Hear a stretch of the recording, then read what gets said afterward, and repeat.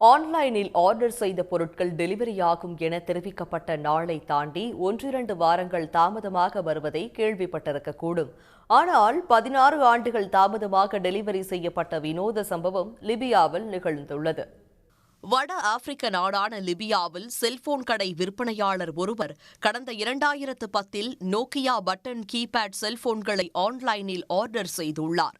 ஆனால் 2011 கடாஃபி ஆட்சியை எதிர்த்து நாட்டில் உருவான உள்நாட்டு போரின் தீவிரத்தால் நாட்டின் கட்டமைப்புகளில் ஏற்பட்ட பாதிப்புகளால் அவர் ஆர்டர் செய்த செல்போன்கள் டெலிவரி ஆகாமல் குடோனிலேயே இருந்துள்ளன. இந்நிலையில் 16 ஆண்டுகள் காலதாமதத்திற்கு பிறகு செல்போன் கடை விற்பனையாளர் ஆர்டர் செய்த செல்போன்கள் அவரது விலாசத்தில் டெலிவரி செய்யப்பட்டுள்ளன.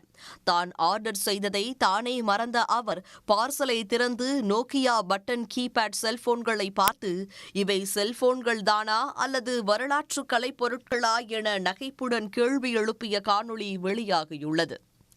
நோக்கியா செல்போன்களை அனுப்பியவரும் பெற்றவரும் தலைநகர் டிரிபோலியில் வெறும் 16 கிலோமீட்டர் தொலைவில் இருந்ததாலும் ஆர்டர் செய்த செல்போன்கள் கைகளில் வந்தடைய 16 ஆண்டுகள் ஆன செய்தி ஆச்சரியத்தை ஏற்படுத்தினாலும் 16 ஆண்டுகள் கழிந்தாலும் மறக்காமல் டெலிவரி செய்யப்பட்ட சம்பவம் இணையவாசிகளை வியப்பின் உச்சத்திற்கே கொண்டு சென்றுவிட்டன.